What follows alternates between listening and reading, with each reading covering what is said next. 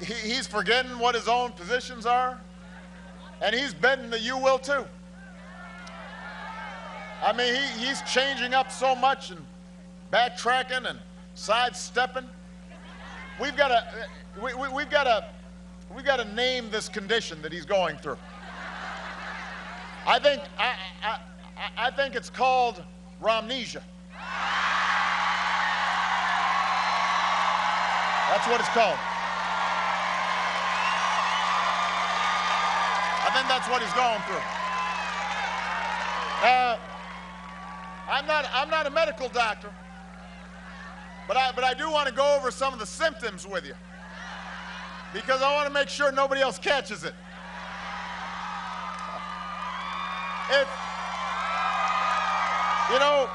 If you say you're for equal pay for equal work, but you keep refusing to say whether or not you'd sign a bill that protects equal pay for equal work, you might have Romnesia.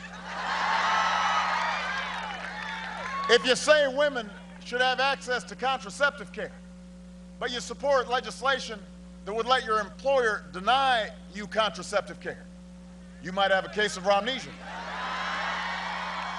If you say you'll protect a woman's right to choose, but you stand up at a primary debate and said that you'd be delighted to sign a law outlawing that right to choose in all cases, man, you've definitely got Romnesia.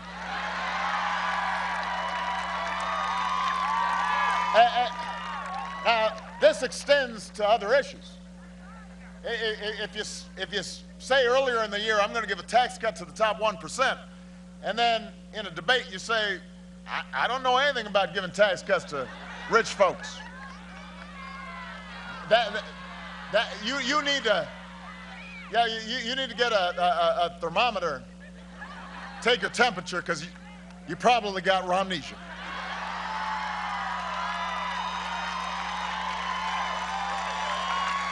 If you say that you're a champion of the coal industry, when while you were governor you stood in front of a coal plant and said, this plant will kill you,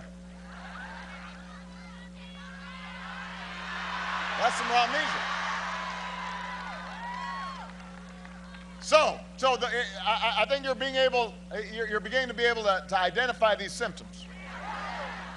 And if you come down with a case of Romnesia, and you can't seem to remember the policies that are still on your website, or the promises you've made over the 6 years you've been running for president, here's the good news. Obamacare covers pre-existing conditions.